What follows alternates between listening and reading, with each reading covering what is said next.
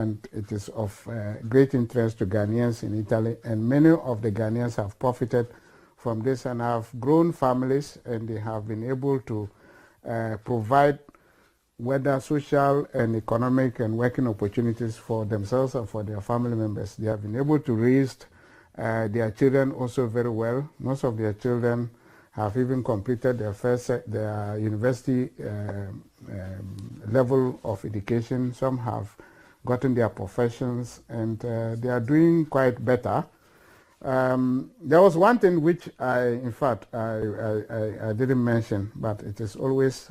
very also nice to mention it. Being a believer, I belong to the Roman Catholic Church, and of course I've also been one of the heads of the church even up till now. I belong to the Diocesan Parish Council. So just to say that with the help of also not only the Italian migrant laws, but also with the help of the church,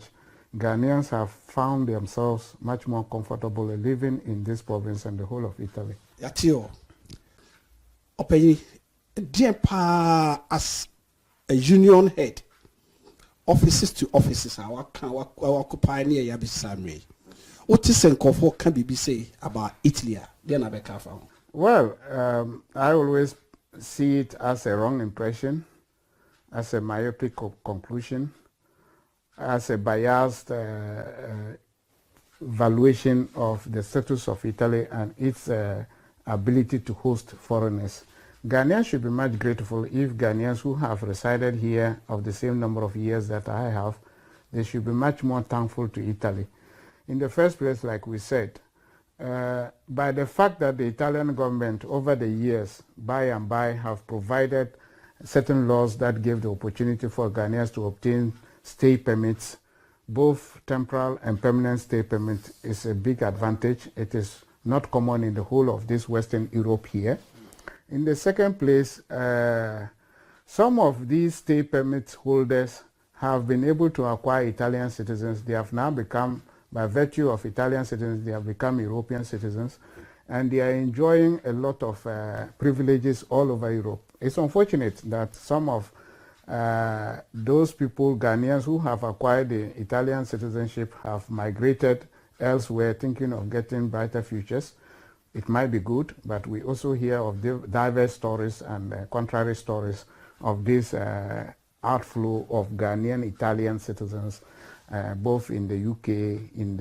Germany, and in other places. But if anything at all, they have to give credit to Italy for having provided them the opportunity to get this kind of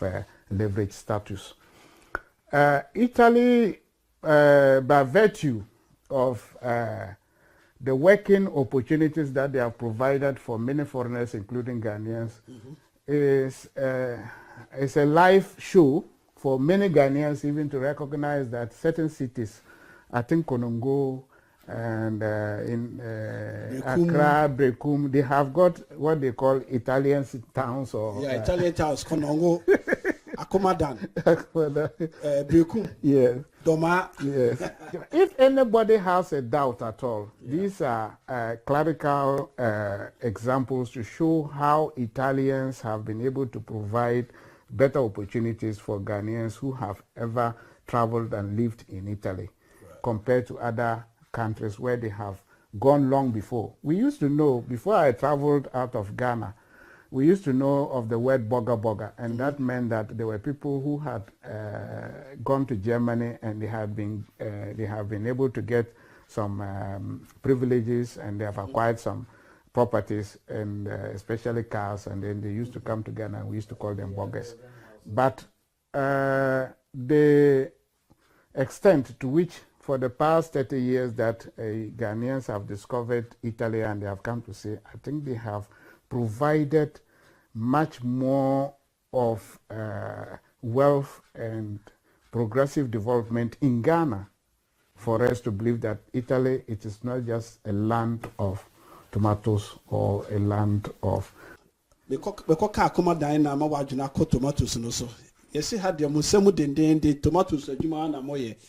Intro no okay about leather, chemical, so many things are a industrial side now. Italians look at sa upper hand no than other countries. But he said, okay, let us bags. But I said, yeah, you know, they are cash and the tomatoes, no. Talking about the diaspora and their involvement in the development of Ghana, in bringing Ghana to,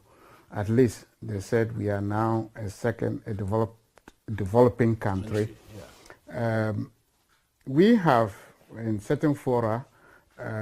tabled this very topic for discussion, but the principal idea is that yes,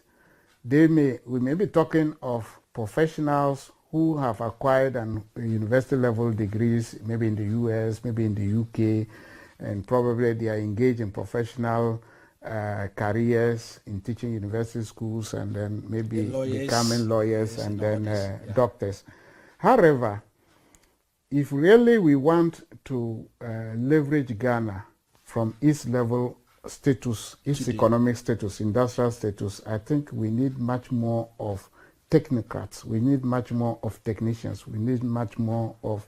people of the middle diplomatic level in both their skills and in both their brain or their mental achievements. So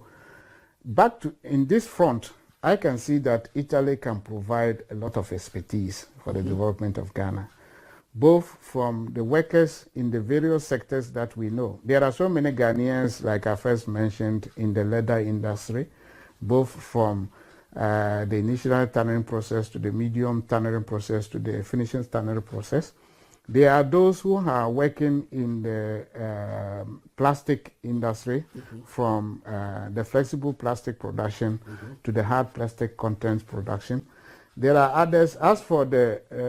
what we call metal mechanic, which covers a varied range of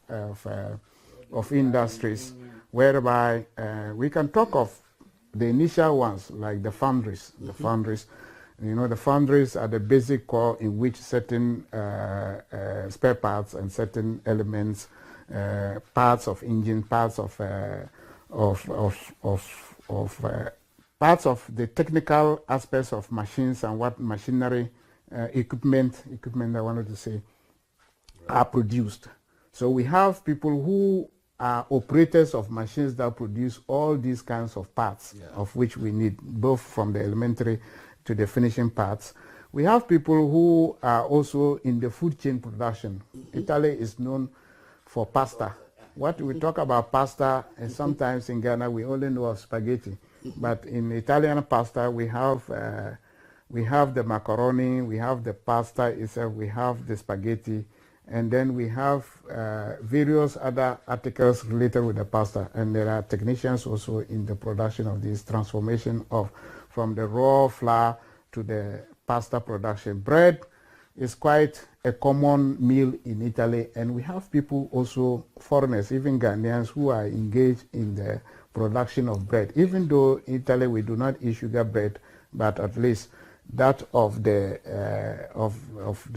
tea bread, the brown bread, brown bread and all that. Well, olive oil for us in Italy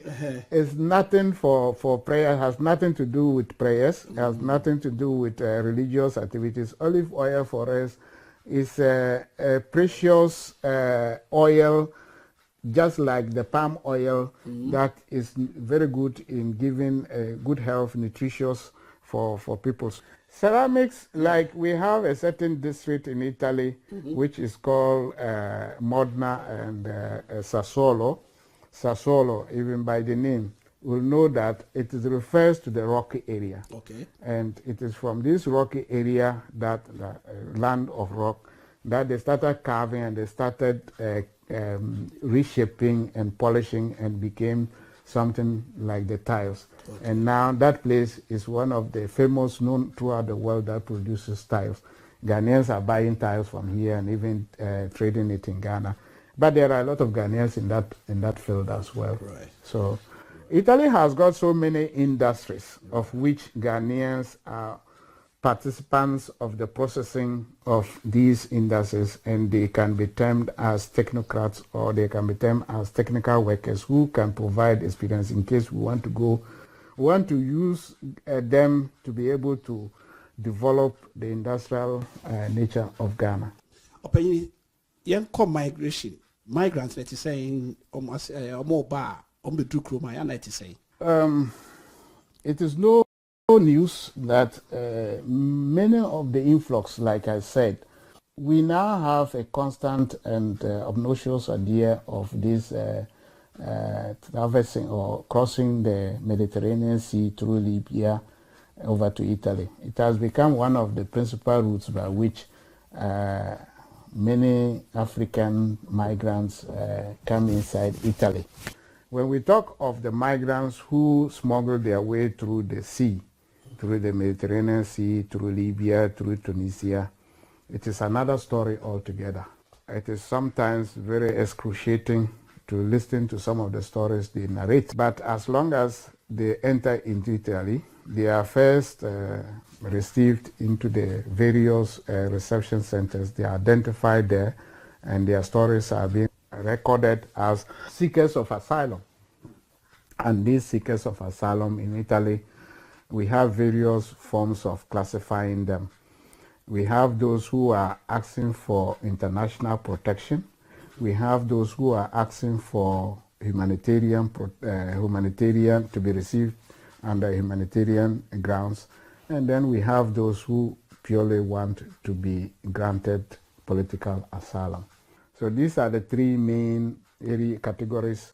some of the Ghanaians find themselves when they enter into Italy illegally. Their cases are processed duly according to the law, and those who have been found worthy of being granted the required status are granted. Those who are not being deemed to be qualified to be granted are rejected and sent back. Papa, you never know if you say,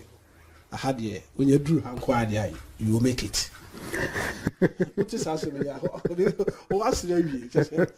I believe it is high time such notions are disabused, are destroyed, are negated, are firmly sort of disapproved or explained. In the European continent, and for that matter in Italy, there is no free money being offered to any foreigner who comes for whatever reason. Italy is one of the countries that has a very systematic social welfare system, which and social security system, which is being resourced from both workers and government contributions. So it will be very difficult for these subsidies or these sort of aids to be given to somebody who has never contributed into the social security and the social welfare system. All we, those who work in Italy, do our part of contribution for the social welfare and social security. And for that matter, any sort of presupposition that the government of Italy has got money to be given to any foreigner who has not contributed, it is totally wrong and it is not correct. In a papa cano, Ubetuquaya, for Quan Papa so, the Tuquay, now Oba, Bibia, I am re, Esodiamau. Itina Ghanaian European Center for Jobs, Migration and Development. Catch me, semi country will say. So be to kwaya, Didi Kai, concrete munehe, se crocrona me cosono, and ye biano, Adisia messiano, crono me coha, a beboami. The tossumino, and Sanu Juma, a key. So be to kwina kutan Sanu Juma, no kusku or who kutan certificate so so. No kutan krata na du recruit mudia. But you said no submit my boy. Ghanaian European Center for Jobs, Migration and Development. SA, BRA, A ministries, or no office or would be quantity, say carpentry, say mason, say engineering. Any and San Wajume Bia, a bit my boy or dachi. na no mu do quantity mu wi a ombema akade a wo de be start wo dwuma na de aba obra ni nyina so ye free men ko fansuo no so se ne papa e ka no men hwe wo nkwa abusua hia wo oman ni hia wo ewiase nyina hia wo ntimo me yemfa ekwampa so ne entu kwan papa de kan bibi efa Ghanaian European Center for Jobs Migration and Development so usua sa no dwuma na ye development ne de ne ho se na wo kan fabric ceramic factories ni ye na sa no dwuma wo bedura no mu train wa this is a would do training no crab and easy and no can say.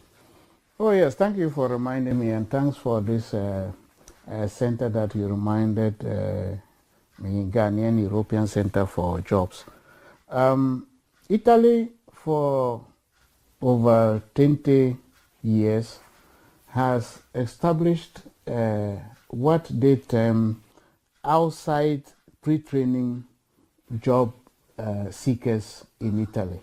Pre-training job seekers in Italy in some countries. Ghana, unfortunately, is not part. They haven't got a program of that nature. About 2 weeks ago, the new government has presented a bill for discussion in Parliament,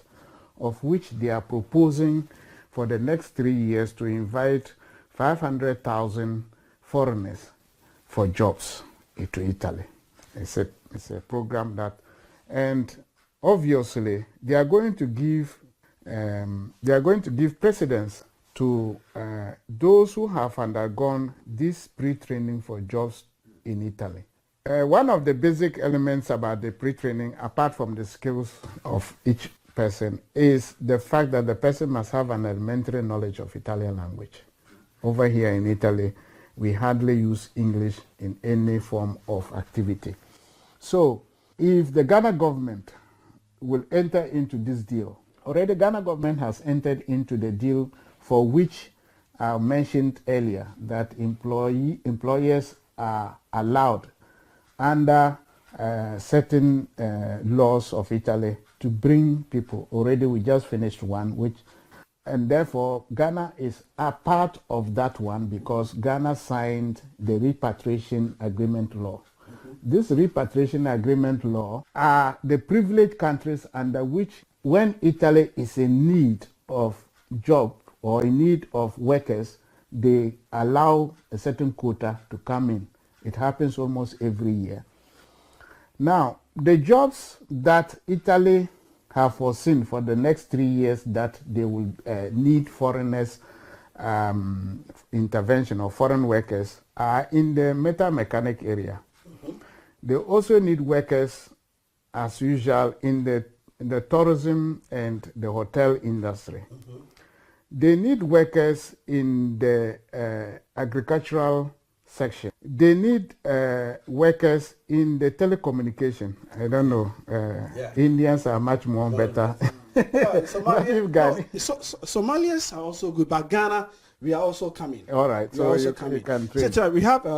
digital center. Yeah. Accra Digital Center. Yeah. They are also there to train. Exactly. Okay, right. So these are fields that Italians have foreseen that they lack or they will need reinforcement of foreign workers to do, aside of the manual handy jobs, which are the tedious manual jobs that once upon a time they need to reinforce the industry with more hands. So these areas, if Ghanaians will also go into this agreement, it will go a long way to dissuade and avoid the risky way of entering Italy through the Mediterranean Sea. Nasia is Rupa 2006. Yeah. And government of Ghana, this is a shame crata as say, Yenia wa contum Ghana for a more contum. Camus bit bachelor margin election about to be a bebasso titru a presidential there. Obetima to be. Ya pass law since 2006 up to date. One of my champions are the way and adeno abey law. Yeah. As I say, you implement. We pay the cheme. A DNS choir up to date as implementation, you know. Yes, actually, we have all lauded the Republican and the democratic system of Ghana since it became the fourth republic in 1992. And we had thought that as a champion, a pivot of West African democracy, by now it would have enfranchised all its citizens, both at home and abroad. Unfortunately, we are still looking for it to be materialized. I was one of the delegations from the European Ghanaian Union that met Dr. Afarijane in 2015 to impress upon him to make sure that the CI that he will be presenting in Parliament, it will enable us to vote. Dr. Afarijane was considerate when he received us, but he told us that it didn't depend on him. For him, we would have voted. They had presented a CI before, and aside the cost factor which was raised, it was more of weight of the political differences that stopped that bill from coming into force. Okay. And he explained that, yes, none of the two major parties is interested in giving us the chance to vote because they are always afraid of each other that one may use it against the other. Of recent, I've heard the petition, and we have seen moves of the government in trying to register citizens with the Ghana card in view of the fact that probably the next elections they will be able to institute, or they'll be able to allow the Electoral Commission to implement the ROPA. But so far, the voting is supposed to come on, and there are no preparations so far as to guarantee, as to assure us that in 2024, we are going to participate in the voting system. I don't know, but for me, it is very easy for the Ghanaian diaspora to be enfranchised or to be permitted to vote. We have been living in Italy for a long time. We've seen the Senegalese people vote anytime there is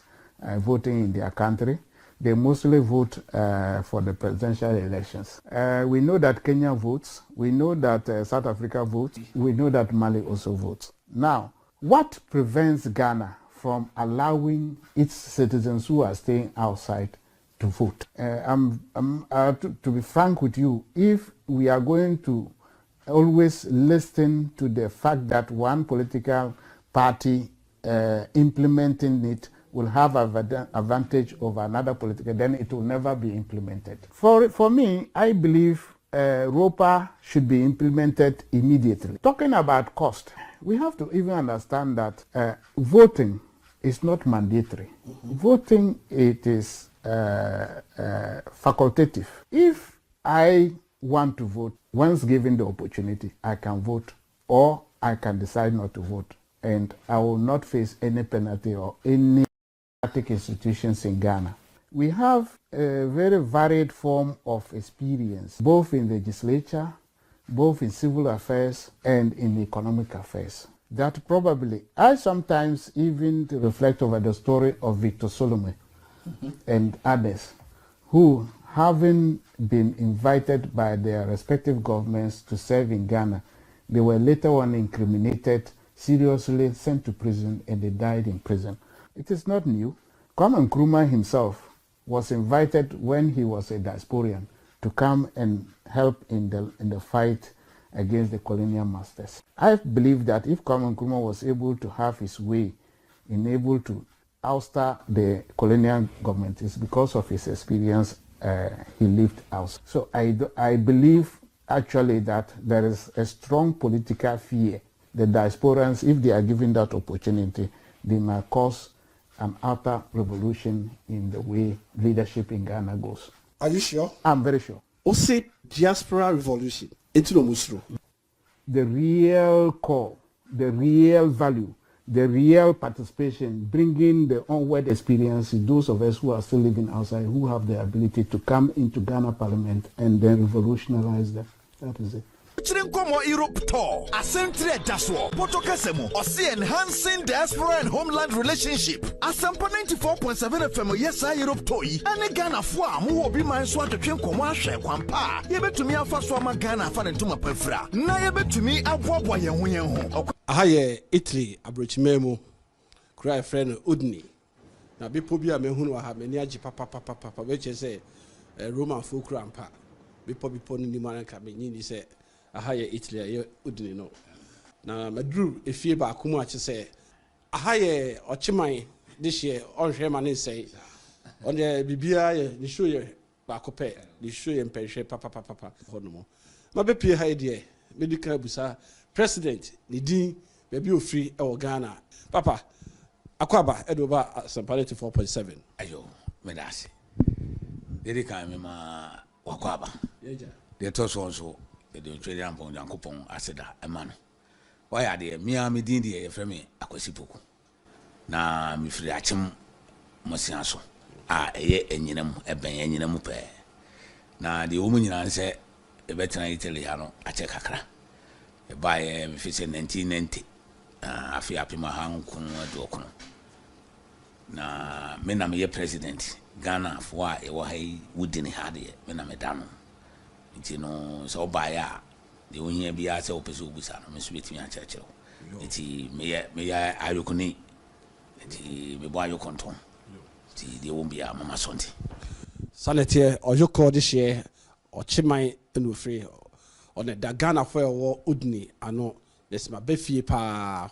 ne yɛka sɛ okokuru bia mu afa ho kɔkyerɛ panyifo ansa na wɔte asikrom na sɛ wokɔ na bibi yɛ wɔ afa na kɔhwɛ panyifo a ɛyɛ na ɛnyɛ tina meka sɛ wotu kwan a wo first point of entry no ɛsɛ kohu ambassador wɔ hɔ no mu na ɔde ho kyerɛ sɛ me Ghana ni amaba krom a mebɔ me bra enti me hu gunkra gunso bia na mahu ba bia me wɔ ɛno so ɛna mayɛ bie no me bae me de me ho akyerɛ Ghana aban sɛ maba saa so na maba Udine so sɛ me de me kɔ ahemfie anasɛ me kɔ president hɔ no mu na me kɔ me sɛ nifa so kɔna ngo de hye Simon no otimi bubom abrokyire kɔmɔ so saa kan nsuo so asɛm a me sɛ okuta ne sɛ Atlas no Simon also so with full name ɛne baabi a ofiri wɔ Ghana okay me full name ne yɛfrɛ me Simon me de hye na timi nsa nifa so no asante akyem kɔna ngo me so me ba Udine akyɛ kakra me sɛ me nanane me bra me de hye na se na me didi but me fan say you can refugee for there me na me da o ma no refugee for no o pe bibie wo mu bia na me ni fa master ndi a chese ba che wo ti o mo ba sa no mbe pie Udine mu a me na me kire mo akwanya no mpanifo e wo se ye ko mo na ase o mo e wo se ye ne o mu kwanya e be fa so akasa kire o mo mbe bibi ne ma bi so a kire no me na me da o mo ano sɛ de yenu aka no ɛfa yenu no mo fa nsuo so no a de bia de America no sɛ ɛkwan de obi anu hɔ no ma yesi kwan sɛ obetu kwan akwantuo yɛ ne mo kwan pa so a obefa obetu ebi no mo fa nsuo so ebi so fa plane ne na ɛba ebi fa ɛkwan bebre so na de duru airship ɛne yɛ kura atime de bedu si manfo bebre a mo baka ne nyina ne nsuo so eti nsuo so ɛne wie mu no ɛne nyina yɛ fa de beduru a ɛyɛ akwantuo baako ne mo na ka abrabɔ no ebekɔ abrabɔ no papa wo de mi so wan fa nsuo no so na wo fa wiem na bae na de ne kan wa ma wo tutu ntuma sɛ me ba ɛyɛ Italy kuro yi mu aba betene ma bobra ɛyɛ enokre de wo mu nyina sɛ wo sɛ emperenfo ne kan wo sɛ wo te fa kwa wo te wade so na sɛ 1990 tam no mu no na wani tua nyina yɛkɔ Abrokyire yi a ɛyɛ Lagos Ivory Coast enti yɛ ne musa Libya eti obedu Libya na se kwan ba mu a otire ya no anya pray na che se pa eti be bedu Libya ko Lagos bi mi frili ho ba Libya no na me ye dai me nya play am de beduru Italy na me beduru ye in fact ya me carpentry enti akire no me ko pa se Napoli e ho na wo documents ne wo bi e woni bi o paper sem no utime ko ye ko tena mu kakra ye hwe ya waye nyame boae na ensem ye dai me ba a me ye carpenter ni a me wo Ghana de a me pe baabi a enu adwuma wo tunyame kire kwan ma me beduru ha Udine ha me ba ye no in fact me beduru ha 1990 no mu 91 no me ko baabi e bi ma nya du enu so adwuma na mo matene mu aye adwuma e bisi na ma yere me ho aye me ne me yere me ma ena wa ha a che so nyame so aye dai ayadom e hirae a che oka bibia e me de pa say na won sa no adwuma ye carpentry ena ma wo ye say Udine ha carpentry job no e wa ha ba wo ba en we nya sa adwuma na anye e na wo ti wani hwe be foforo na brabo ne te say oh baby am beduru area wudi ha de in fact se wo padwuma nko ade a obenya adwuma ye eti adwuma me konya ye no na ye electrical adwuma ma ye me ye ya be mfie du no mienu 22 years e wo faako ama me san sua adwuma wo me nsa no in fact eye aboa me pa nti abrabɔ ne de ye ba first de na edaye pa na se de wi ase se de onyankopɔn ka se enya ne da sa no sa na me hu se ekɔ eso eye wudi de aboa ye me de aboa me pa Simon also so your papa kan ye also so be real mo net say no correct so the make can say Ghana obiara mi say adwuma e wo ho na bia wo ye wa anya adwuma kra wo sha bra we so be so hefana odi so so ne fire no correct yeah so you school no you started journey no from Abu construction company no more ya kwe konongo asante achi Abu for no me ye kwan no na me one of them nti am say ayi kakra buy ma redundancy be kan ave me too many na many hane because me ye weather machine nso am ni bi ti I was me page me mu na me ko keved ko bo keved and keved me do ni amamu sesan na ave me tombo fruit amfa ko ton pa no amfa no bi tell me say Burkina nso ave ni e be kan ntwe so be kan yin am se no nti o no bi tie na nso say no masa so so kitansa no adwuma dia Libya mu do obetimi enya adwuma nne ti e pagya e mu 3-4 days na just e wo Libya ade chinya no bi ka so pe weather ti me fa weather adwuma na me ye straight in ba ko mi no na ne pan say ta scratch e ha e mo awo ko Tripoli ti me ko bo Tripoli fa Tripoli mi nyes kankasa me kasa nko ya ma me ana me yinya me boni aye ko ye ma me ba fie 2 times ave me betoka e bi kra okono ni atwere se Gaddafi no ma 1 Gaddafi no ma 2 asante achem ti ya na je so bisa ti ya me na so se masa weather dwuma wodi ko Libya wodi ko Italy a emojo ampanso me mami mu so am beto me bra ne nana wa ha no mi so mu no em say 2 months na nyame ya ma do na me jimi paper mi so 19 years ni wedding adwuma na me nko ba bia enu ana mi tali musa se ya kasi ye mampani fu an kaba this time me wedding shop no kaba this time so couple roso no e che roso no kamishe bi but nyame ni odi ama me ne kra ye ma ye bi no kra ma mi fie for kra ni kra ti me ji won ya ma ba ko mi nu we ha me insure na me fa so ba e but oba na obetum panifo no na obra ho asema o mo a ebe ko yi ni de wan fa ma o mo de a ayese no me no ebe di wachi because ye nuanom bi ba ahoma so na obeto me pani ni abro pani wa abro chiri etise fi o papa tu fu no wanti a tesa ni e posa o hwe an sa na tie panyini edi panyini which say maba empanyifo anim ampa say the simo kan e say so ukoba bia na akotum panyifo na wanfa anidi ama wo mo a sa nidie no ano ebedi wachi so bi so fa bi ma afa na odi uti pempem papa yemma bebre ne omosoro omose adwuma ni Ghana no mba bruchira adwuma wa ha eye mumu nsam amokekan say na hade me ba na eye soso no nye yetimi hu say mo widie mu no enye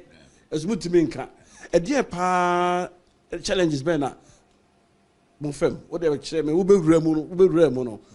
na it is saying krata sem ni police sem ni adwuma sem okay e de wa brush ni say obaye no na benya adwuma no ye ni ye but akukura hwe ase ani wo mu na te say eno kure eye sorry na nse ga mebubo ne ma no so be no ana ye kan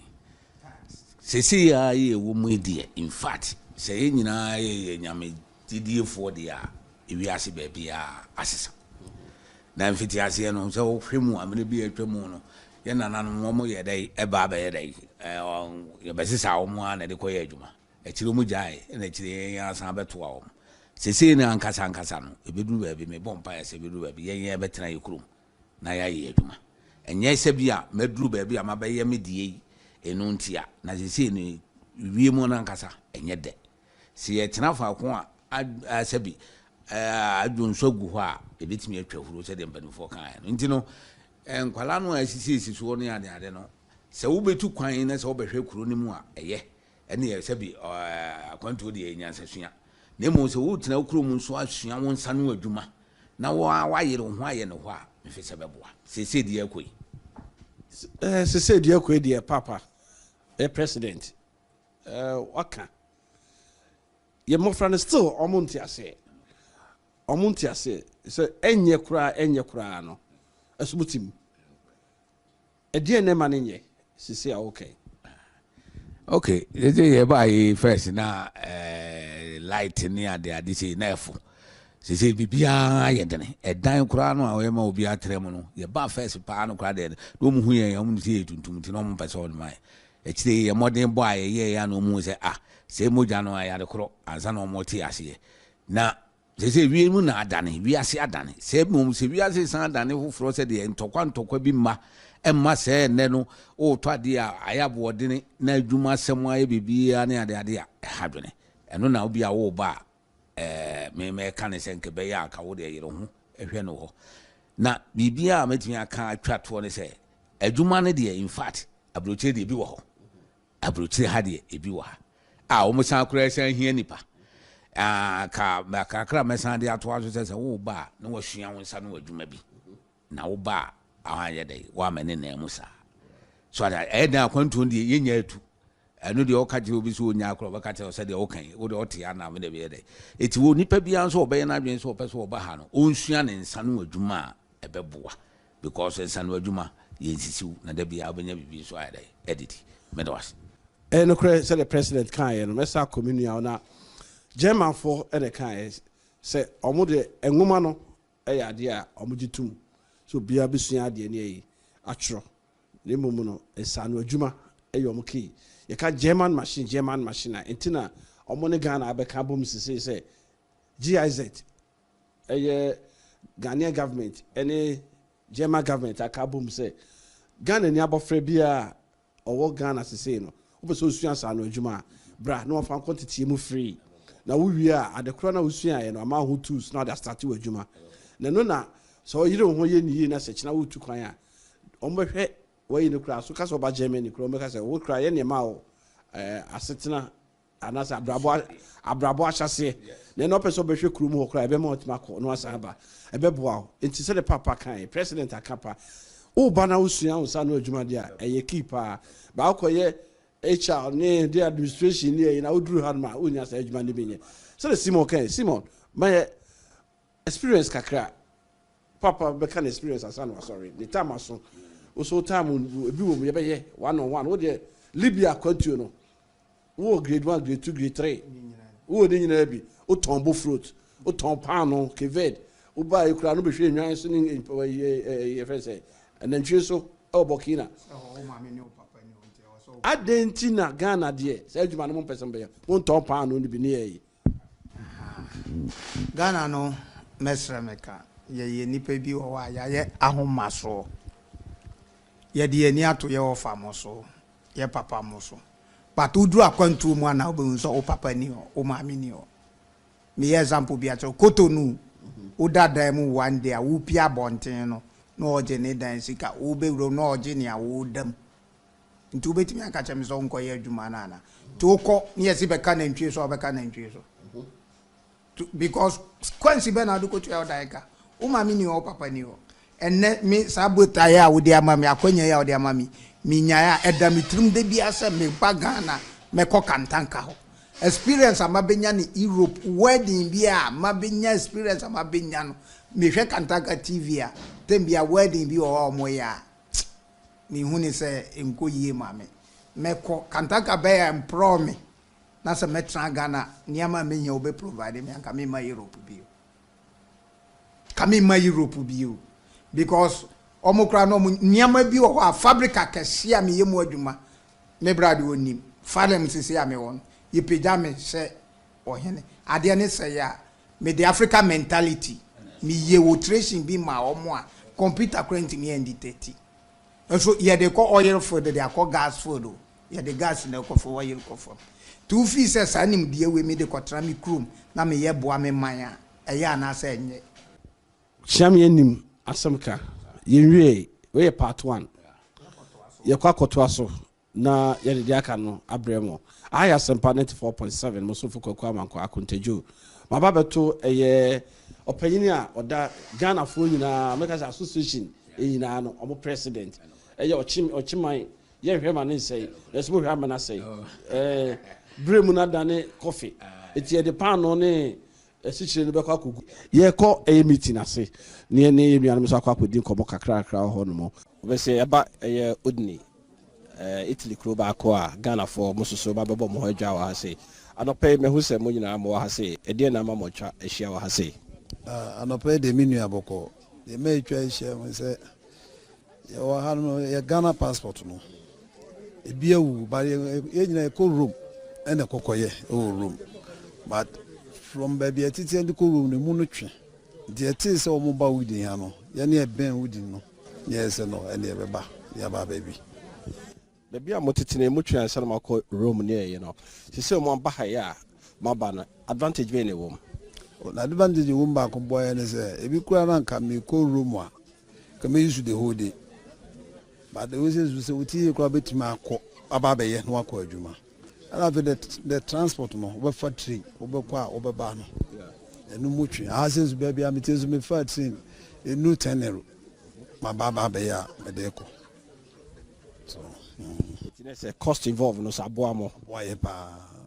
me say mobile bi no mo de o mo ma ene amba time bebre bi okutankura 4-5 and so advantage be ne wo where an advantage wo can say pa na say we say passport no room no me no na ma wo nkura be nan asenum am ka se me no mo ko room a transportation what has you and the any who say abel wooden hand there aboya my near man no see etumrika we because of that transportation we kra no obo okrombo and the passport would have be 2 to 3 years ni otimi ko renew because onya ka say akura no onya mfa ne ntu kwan akura no onko ye bibia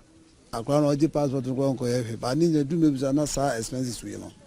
e ma ye ho ye de actually nti o ti se bi ben de a esu otumrika na obeye na ode kokoto no da so sika obi osa oni emofrasa oyo no nko a sebia oye single sebia bebruti se mi ana wu se no na ono so no ne de bia 2 years 3 years ne da ho na onko renew eno ya na wo twen de we no so ho ba ya na ne twen o twe obi ho a wa ya na adwu se bia minyanko fi sisi e bia fi meko Ghana ana bia ma plans fe bia by 2 years a meko fi ndi se wu na se onyanko fi no so obefi ode be ko room no le kono ye na ni hanti wonko to be twenze bia ni fi kono ben a so na ohun se bia ene me kwa koye na me dia ko me imagine no e wo ho no so do kana ye wadwen ampa na so do okay so o ka so be twen ama emre no aso ansa na e bia o dia kwa se bia this year person ko fie na so wo twen ne afi na be ko room na koye paperwork ni ye no e bia betima ma wo mre na wo de ko fie no so no aye pepre ho ni ye no go eba say ya na say Italy mostly no August ijaye ma yaka say holiday it is a minimum say this year August is a meko fia na some passport no at least from January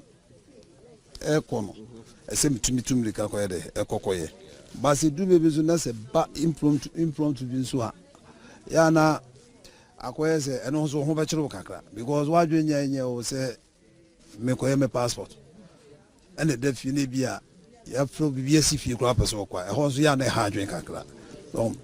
nti se nya ne se zo ya na epidenti kwa na bize nya ba be go obu or kwa na wa plan ba room kono what ya say enu kwa ka obi ti se ben se di a e di mirika ba be ye di ato ay advantage ma mo pa advantage ma pa titru ne e matan no e matan ni nyina na e ba ne se obi otise obi ka se embassy ne ba mo man temu se no nya de a o moni je ho se stop wo ma otise obi ka sa o de na be ka me mo ni ba no be ka sa asem no de na e ha me ma no so ka sa asem no because ye man tem no de try de bia senka afi no every 2 3 4 months bia kwa no wo ha 2 months bia wo ha 2 months bia wa kepe de ye chinchini o Italy ni mo kepe pa because ɛno no ma nneɛma bebree de ɛbɛn we gyina sisi obi so ɔkɔ adwuma ebi ɔbaba bɛyɛ by roman ko ntimi nkɔma bɛyɛ sɛ mo so enyuma no ntie ma mo ntimi nkɔkɔ ɛnde ho ka bi because aka engo passport a ɔde ti krom ha sei na ebewu bɛkɔ bɛgya adwuma bi a 2 days off bi na ɔde yɛ na so sa adwene adwuma no ho ɔn sɛ yɛba de ɔm de hyɛ yɛ ase no no ɔn dia na sɛ wɔni anyɛ den dia me am jam ta aka sɛ me passport ne me sa documents nti me need documents ka me ntimi ntrefi krom ha nyɛ adwuma ba sɛ kɔba sɛ me deɛ ɔ na sɛ ewu a ɛsɛ mani kɔ ho na yɛ na me yɛ so tube na ade be ma onua no utu ade be ma onua sɛ yɛde kuma sɛ deɛ no de hia yɛ nti sɛ bibi sa ba mu a ya yɛnya brɛ nyɛ de ne nkɔyɛ because your passport no ɛno na de ati wɔ kurom a sɛ woni Italian passport a ɛyɛ wɔ mo krata no ana Ghana passport so de attach ɛde ma ti ya mo mai ho nyintitia ne nkɔnkɔyɛ yɛmra asetrɛ mu te sɛn mobile asetrɛ mu te sɛn wɔ ha sɛ ififo tie wɔ a obetuma aka asetrɛ mu sɛ de sitie wɔ ɛyɛ Udine Italy man mu ha sɛ wɔ asetrɛ mu deɛ ɛde baabi no wɔ kɔ baabi fufura a ɛde a obɛfa mu kakra but kakra no so tie na sɛ nneɛma otutu yie nso a ifi sɛ ɛyɛ boy because what to kwan aha sɛ o ma bi ni ha papa bi ni ha o fa bi nsi fie mu akɔsɛ ɔkɔpɛ bi atra but oba ɔbɛtena nkurɔfoɔ nkyɛn kakra abi a wo friend bi obusuani bi nti wote ne nkyɛn no na nso so de toto nneɛma nti sɛ nyame boa na sɛ wo nso nya adwuma yɛ a ifi sɛ na nneɛma nso kɔ so kakra ɛde ma na mo bebree sɛ yɛ ba yɛ bɛpɛ bibi ne yɛ de akɔfie ɛso asɛ deɛ lumba na ka yɛ aka akɔntum ana akɔntum de yɛ aka kora ade tro aka kasa mi gyina ha sei mi tu kwa 1998 ana mba kurom ha me ba kora na ma yɛ ma dwe sɛ mbɛpɛ Benz bus ba ko na makɔ di me na fofo kora mi no ebi wɔ Canada ebi wɔ America da bi ha munya ka wɔ mo se a di dada unya Benz bus no me da wɔnya Benz bus ni be tu so da ko ti mi nkɔ bi kora so up na kora mi nya what ya say na wo go so nti da bia de kɔ ade akyi kɔ ba ne nyina na ne mesesa so enkura wo se ja so wo mfo mu nkɔwuru na ɔbɛ den na ɔde wo makɔ aba nti ne ba ha se na yɛni wa ɔho kran kitwe yom no mama me ne hwɛ ka bɛ do ma kɔ room na ɔdo ma ba yɛ da mpanyifo na se bi ne minua ento ankɔmɔ no so bi ne so ho yɛ mofrɛ na ka ɔba tan kra me ensa all the way to Rome any she say omo wie omo de Rome so kran so nye easy yeso do Rome no do Rome wo for train azo ka so for train so de ko Rome agisa ade echo gubisima na dwobe no ndu ase du mi no agisa ade echo no pa no nsia asa ne bi akɔfa trauma si baby asa ne bi asa akɔfa bus akɔ embassy ho the ban say there boy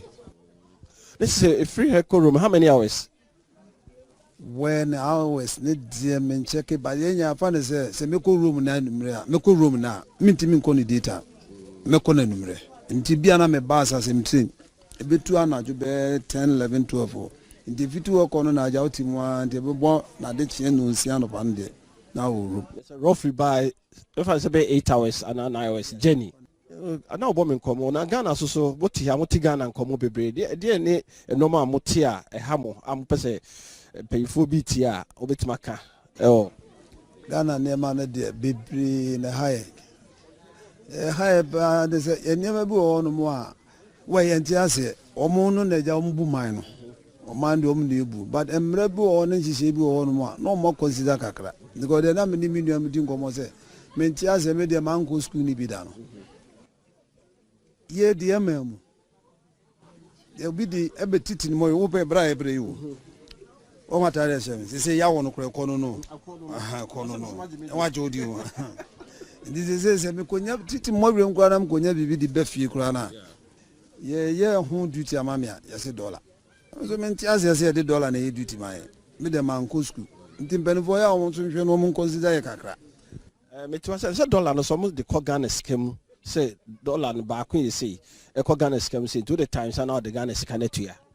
onzo obia pede ne hobeto no asema one me ka koye se onze duty de misuse de ko dollar basi etua me ka so na se me be fini ese samam bibribi nso anu me ne aide me ni age ba ni ai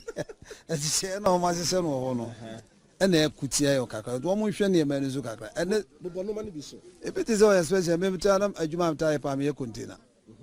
ye me fa use car ko baby ene di kofi yes started ko almost be 10 years money but duty ne di kakra ene se unkuta be 500 million na be 400 million untimi fanse 500 million Ghana sika for 50,000 sana de yi udi yi niam na wie kwa o transportation ni kwa from tema na ata kwa den kwa enka ho te no be so is almost up to be 600 so ho asana ha say so ha body so bi nsero se for be container na ha container no yetu almost be 6,000 euro ko kaska wo mi no bomu a ya ka ko o be den watimi akoton niam no no so watimi anya bi me play a devil advocate kakra na say half so ti o mo de no so ma mo aka no so be boa o ze be bia de pre o kwa se o mo te so kakra what ya say o mo te so kakra e de man ba e de extra o man mu se o mo moaye what ya say o mo moaye me ya na du me bia na me ka ma se o de me du me bia mti bia na mdi ngomo se in fact o hwa Africa na yikrom Ghana na burgers for pie wo ho no ya boa o man pa ya boa wo man papa aban bia no abawa ahoto mo ewo mo etisa use niema ndi baga na ho no mo no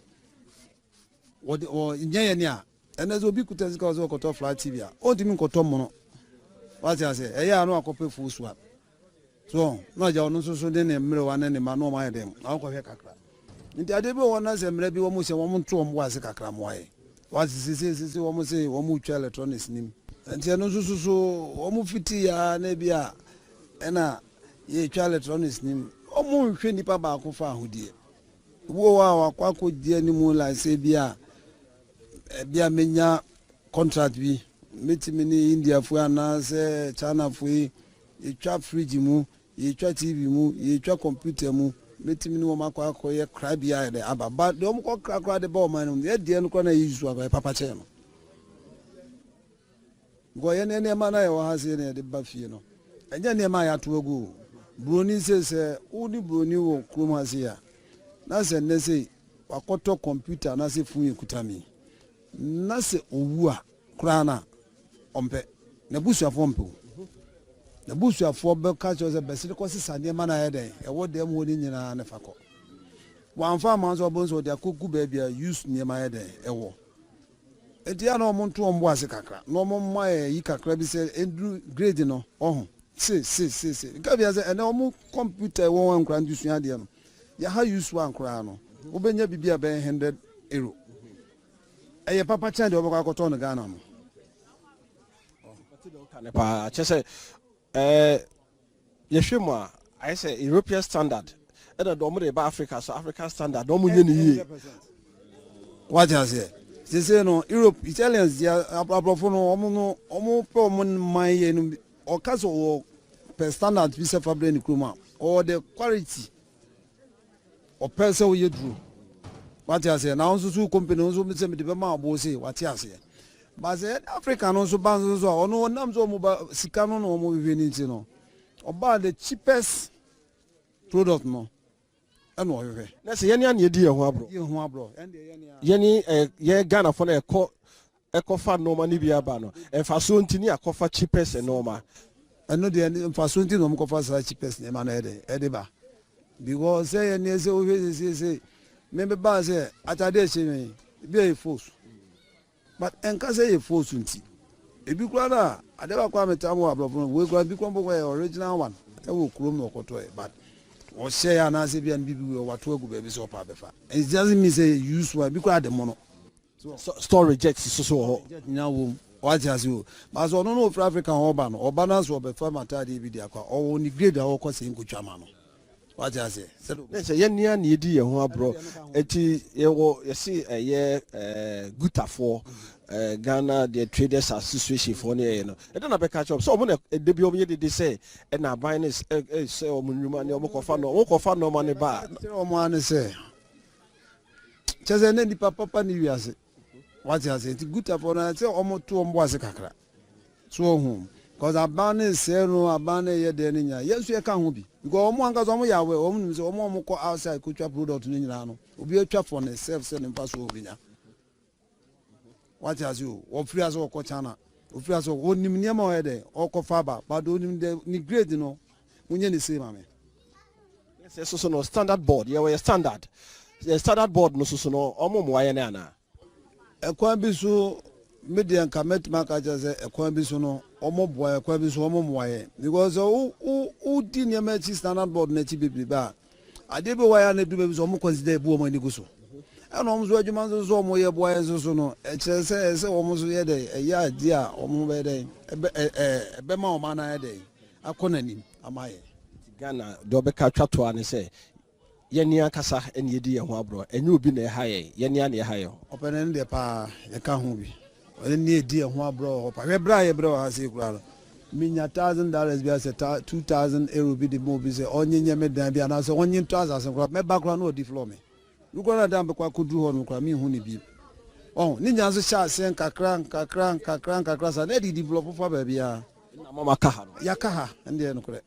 busuafo di hwamo hi na fofo di hwamo ni nyina minute di hwamo mu nyina ahefo di mu nyina ni nyu obi amfiri aka enso bra ye bra wa hanya asenketwa me tumi hu ebre ne de Ghana nyina outumi say omo ni abre pa no omo so ye adwuma papa osora homache obekọ adwuma opon a obefi obetranse adwudwo no ho ba obi ho so a o ne de me hu fa me eno what is answer na to say obi ho 1 week ni nyina Ghana 1 week kura na obi akọ adwuma 2 times de omuti ne ye Ghana de omuti ne ye pa na omuti wo no Abrokyire obetuma ko ka se se ne ho ye me ne de ma ye mre ene de me nko ene de ebi ni ha unless obeye na bia wakoje o sick leave ni bia de abetena fie eno kura no sick leave ni kura akoje no kura no nyazo tifie kwa o ye wa time to time from anopa bia 8 o'clock to we be 12 o'clock so she fie umpie so say esa na track ni hu se opia ye be ma o penalty betua now sick leave no zonza odiko tu mu no ye tua o ka te se de wo ye adwuma no ye be hu sa de na ye ntua enti tem bia no wo na wo kwaji sick leave no tem bia no dwunu se sa hours no de ama no wo fie betwi besi we so a eye passport ya mo ye o udini say obi kwaji sick leave pa na be hu se o ha se a lese na ho abechire no no ho de no ho bechire no na problem no kwa na ma ye ne nura ne kwa na ha na ye dindin chire se obi wo kwa na wo ji one day sene me pa o to me kwa ye me passport omde amano ndu obedu anadwu nyina janso se ne no wie na chiro kwa adwuma go wanyi 2 days oji one day broni no kwa ti anya go bedu mabuza sa ntimi nya ne ntem na upon ya wa ba adwuma go no wonim se bia passport e normal e bia ba wati ase eno nzuzu ka ho bi oni a oda spa wa modin e frem kokwa aboaje e da wa spa ni se obi man so na mo bo mo ho modin mo yire mo ho na baby enjoy ma banko ade mame echia wo apom ti say adom ba che from say ho fe efie droa oh mame droa abrabo mo ti say e wo ha anope ya na say wie de na do aba eye udini eye center ha say me pacho de ma ba ha ne se me be me passport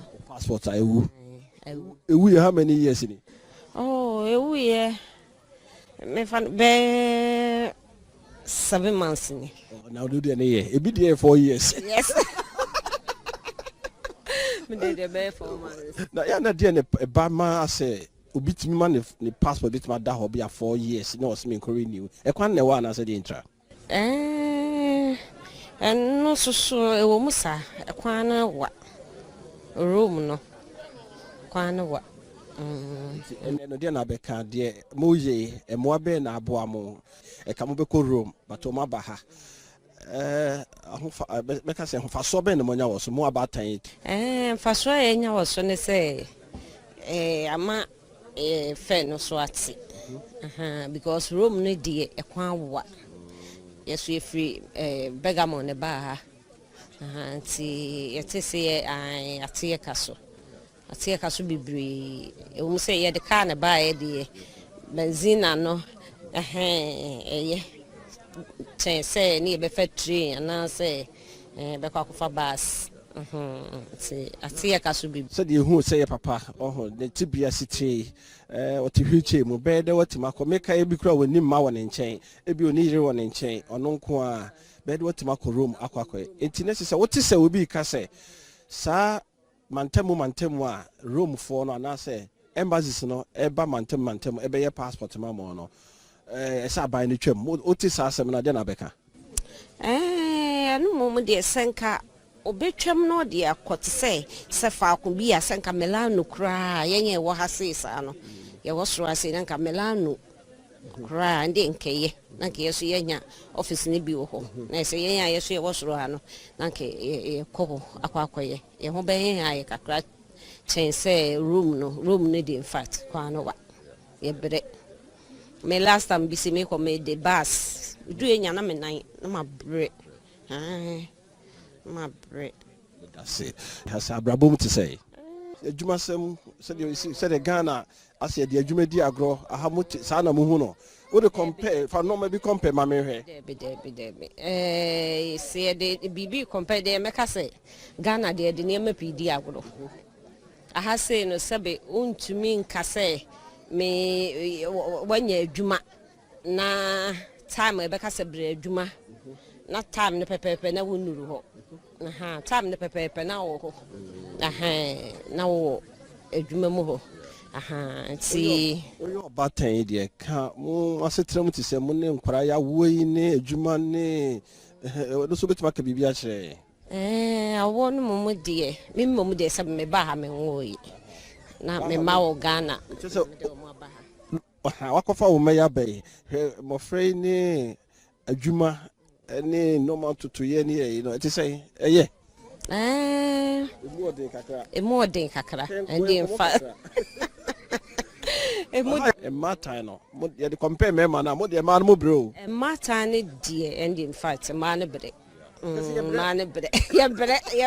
say sabe asa men wo ha no enti ha me ko fa nkra ne bai o fa me ni me ko fa nkra ne ba ha no mo fie be say. Oh, na penino 17. Na nketua mienu no ba ko 14, no ba ko 16. Pantu the who sa school brain bi. Omo de nkura no be ko school no akofa wo omo ne. Omo de sabe no omo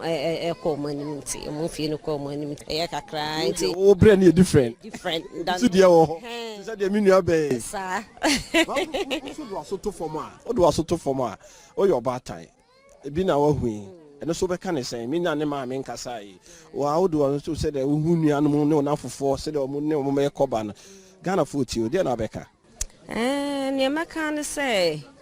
I had the in fact, I had the bread boom pa. I boom na. Ning also ne say jakakra uti me hwe wo ma mo ko mo anim kakra wo susu uti me nya adwuma ye ne so no wura na wo uti me boa no adwuma ye because you hustle no a dan car ne bills even gas no kra no aye dem no enyasam ketwa ho bills no enyasam ketwa nti no awo ne de ene oba na aweye ya ban no so boa kakra eno de ti ane ye agi o yes aban ne boa mu Ghana de aban ne moa ye ne ba ye hwe be sanfa ko last ye hwe ne say aban ne boa mu but oba ha no na wo etimpo bi a wo fa so de ba na wo ba enche wo beko ba asi so sakofa ma beka we de ne waka me yes ye beko ana nkure so bae sinkure bae na je ntimi nya mo sai nsan magana metala we isa ti yo any no power sorry now kwa say but so be 5 o'clock na 5:30 na o kwa ndie nyeze obenya nka wada nso that's it the before for ha my musana so pese kama Ghana for ompeso mutukwan obetima kama ato mutrim say bia akwantu ne de eye na emum no ekwan be na ese nipa bi tukwan o so fa so afutu be na wo afutu a me wo kakra ne say akwantu de nyame no kore eye na say sabe wo betu kwan na sabe wo kwa akone nam baby so basa ansa na wo de aba be Europe de in fact nka tana Ghana ekuro mu so ye Yes, yes, yes, a bumpire, sir. I say, yes, to say, yes, to see a beba, yenchi. Maka. I ain't today, Penaja, you be pay, baby. Mammy, you know what artist is, my could be a Juma or Ghana, Obitia Skagu Bank. Saskano, or to say the hockey. As what the coffee could be a shop, and also could be a Juma. There be a democana Juma, but the minimum some be a shop. Move high shop, no one to know my gum, and yet company number be. But most I must say, more baby, not a goo. I am a dodging home. So I didn't know who so a baby, and then they acquire anymore. And Chichimo, the baby no can, my person also chawadring. Me pacha no mo die ya me anum no kura die tie nyina ne se obi benya sabe ne nua bi hu do nya ne ho adwen pa se me pese me ko bie bibi na me nua bi hwe so ma me ana se me busuani bi nipa ne tene ne ho hwa die ne ye sabe bi kura na nipa no so ha no sabe adwuma wa ye kura no bosie bi no boye na ode be ye se adwuma no se ne nua no hwe so na eja ye nyina ye didi ho ye nyina ye didi ho so sabe ye nua no binom nye omu nyina ade e binom o nhwe ne ye no wa ye ne basa obekọ ne na chi basa ti no sa no esa na nipa no menim nipa ni bi bebiri so tesa ti esa na ama akoye bibi ho se adwuma no so no wan kasa wa bre na wanya osika ko bi adwuma no ada na wo metena se wanya abotre na odu sika na hye mo no betena se na wa hwe wadwuma na na pagya aduru ba bi no hu sa fe de me kura no me metena Abrokyire mbre bio na me hwe se adwuma no me ya me ye ma de na obegya ho de se nde de obese ode bomoni ato okra ni mo eni no so go ho no so bi ana sa ne bi anipa ko na ho boa no enhye dan CP enwie bi enu ntida obi go ho a wono so so timi yese se de mabre me pesa me kokotena efie utimi kokko bie bibisa na ono ate na ade ya no tie no sande utimi hwe e ma no ekoso se ni kwa se ye bie adwuma gya ho Bobo sisi matena se mame da se ye no kasa wa Asempa 94.7 Abrokyire Nkomo da se ye de besi ya mame druwa nyame shramo okay be chia busi nyina Abrokyire Nkomo Europe tour Asentre daso potokasemu osi enhancing diaspora and homeland relationship Asempa 94.7 FM yesa Europe tour yi ane Ghana fo a mo obi man so atwetwe nkomo ahwe kwampa ye betumi afa so ama Ghana afa ne ntoma pafra na ye betumi aboaboa yen ho Mini about let say Pacho na me adom boko na nso e. Jo, your friend ko come and kweti, I was your friend say. Mr. Flem Emilia. Emilia Krobers na wo Italy me mo. Mi wo Udini. Ye hwe eye ga na mo mpanyifo etimato nsa afra mu nyina se mo mra na mo passport na mo renew e wo ha ise se kam ko room. Advantage ben and as a moabe na aboa. The pacho aboa me wo ekwan bebre so because anya bia kula no ka mejai madwuma me ko room ehun ka sika ene ade ni nanti nyame adoma odum bo bedru ha som de ne dia aboa me pa aboa me kwan bebre ntina se de na be ka che onu no ma aka se de be krata se mo no behwe no ma toto mo no maye se omo passport on behwe time a edu no ma ye ne ntem ene so be ka ne say anti me ka che ne nua no nyina se ye behwe time ye passport ebewo na se ne enem wo wudini ha no se ye tese mo wo baby fufuro nso a ya no motuo no ebe ye ntentem ye beto am wo ho se ne ebe ya ye nya ye adwuma na ye sika sem nso so beti ama ye ye da se bebre na mi sham amen Abrokyire Nkomo Europe tour Asentre daso potokasemu osi enhancing diaspora and homeland relationship Asempa 94.7 FM yesa Europe tour yi ane Ghana fo a mo obi man so atwetwe nkomo ahwe kwampa ye betumi afa so ama Ghana afa ne ntoma pafra na ye betumi aboaboa yen ho say boko na minim so ye sofo ya ka kire me na me minim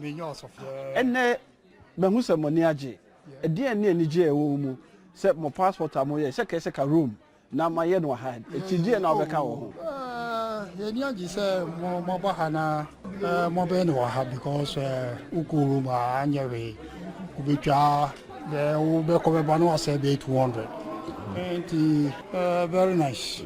yeah yo na mo so no mo ho boaboa ya na ti say say Ghana for your case year, Yahubo Abuafena, which then I'll be catching in America. Never can say Yahoo, so anymore. But as for human personal problems, you know, yeah, because if you call it money before Abba, it's the Obekan say Abuamu, second book room, I'm over Barnum and Mamma Time in a Symphony. It's in a 7 or the Bema pay for. Oh, I said, yeah, the Masipa say, also what to and I would you have my, and so yeah, want to Jumede Ghana any free ayaba Abrokyire Nkomo Ghana for Moama no nem hu sema na ye hwe ene ya be hwe se de monkrata asem gra bi ni o kam be ko room na mo ye de ato am ha mo ye no Ghana foot you je pa na asetram ti sei we have ya asetram ye say normal and ye bianu e can say normal asetram ye good that's it obusan bi abetima share mo fi ana. If you move me call hatch. No, I can't make a then I'm watching what country. Oh, yeah, yes, Bia, Memperson. And I'm not passport no wouldn't try. Oh, see, I'm in your passport. Yo, and we shall for her. It's a general catcher. I wasn't a bit over this year, and as an SC. This year. Yo, that's your very you. That's Nkomo Europe tour. Asempa Daswo. Potoka Semo. Osi enhancing diaspora and homeland relationship. Asempa 94.7 FM. Yes, I Europe tour. Ane Ghana fwa mu obi man so atwetwe nkomo ahwe kwampa. Ye betumi afa so ma Ghana afa ne ntoma pafra. Na ye betumi aboabo yen ho. Papa, apom to say, it's Adom. A friend me, Akonta Joe, Mina me Abrokyire Nkomo, or multimedia Asempa FM. Say Ghana for ma, almost walk room ha, Akomo Bomo team. I just say, a year keep fit club, I walk with ha, Modia Bedrew division. Na ye didn't come afa, said yeah, Timmy, it's me by. Na chema wa ha no onemi di nkomo kakra ba masa benya mo mpanyefo yi obi abe introduce no kakra na yahwe na fe di nkomo e wa akiri ti opanyin obedi kan yo papa ya das e frem na usu eye udini kefet club board member na medano yo no pehne miso me de Mr. Ajedoku yeah ex-Ghana Association President. Oh, good. Okay, Chama, Mr. Mr. Udru, by dear, Udbun Cry, Browwoody. When I'm here, Udini Kifit Club President. Yes, Secretary now, make an assembly, Pachagafina, what do I say? The Pacho, your friend, Cheneboa Kofi Bernard. Right. And Udini Keep Fit Club Secretary. We are in your bonnet, sending me intro now. Asempa FM there, a bus force or Ghana, yeah, number one. Now, ya bedroom room high, football pa Ghana for team everybody, SMS Webaha, number fact, Bibi Kakra, number common minianum. Na almost so ye digun komo, ye deep a year team dechi, because Udini team there, Udinis, Sanamobono, Udinis, yeah, a teaching Ghana for Bibre. And I want to be Ghana former. I'm on my bay, Jumam. It's your Ghana former Libu Hadia. Yes, anti two or more. No, Mrs. Mebo, a Ghana blaster. Secretary, can you look at Cratch about the team? Okay. Udini Keep Fit Club, a Ghana full team, a Udini Hanum City, say, a president, a Din Kanyada, who they are a board member, and so then who they are a supporter, the ex-Ghana National Association President, Mr. Yen FN, Mr. Oko. Oboni dine funo, but Obi Abe Huna, FN, Mr. Oko Nedo. The entire FN who didn't keep fit and they said, near war, keep fit club, Waham, Penny for no baby, na Yishia Saturday, na Yatutu,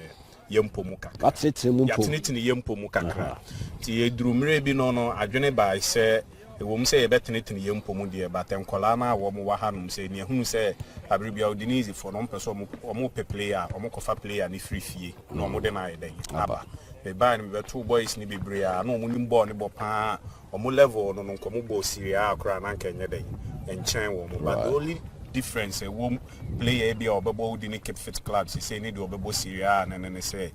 obesu onyu obi obeta na chi a obe pushi no na obi nso a obeye den obema na advice no obetete no said be ya eniema bi wo ho no mo a as a player no nye den that's the only difference intino empanyimfo me de to empanyimfo anim say ye betimi atitim bisa na empanyimfo gitu mu no ye register bibia eko Italian Football Federation office wa hanum say no mukudi nkomo omu busa say facility be ni ebe use ya ne president a wa hanum say yetim no an president be kasa say ye be pese be use the facility no for your league matches yes park with another team team there wa hanum ni ye friendly Rangers right intino no ye ne omu president ni ye den e kasa ma president ni jitum say obetimi a host ye betimi a ye training wa hanum say na yabo ye matches wa hanum say the main objective are the team ne say one ye betiti enkola na omu ye Ghana for wa hanum say na ebi etimi anya professional abeye professionals na at the end of the day no so yes anya bi dia ma Ghana man so bi omo pe bi amoma bebo amoma Ghana man so be ye dey ebenya bi and another thing na ye san de kan one very very important ni say ye hunu say abrofo no eduru time bi no na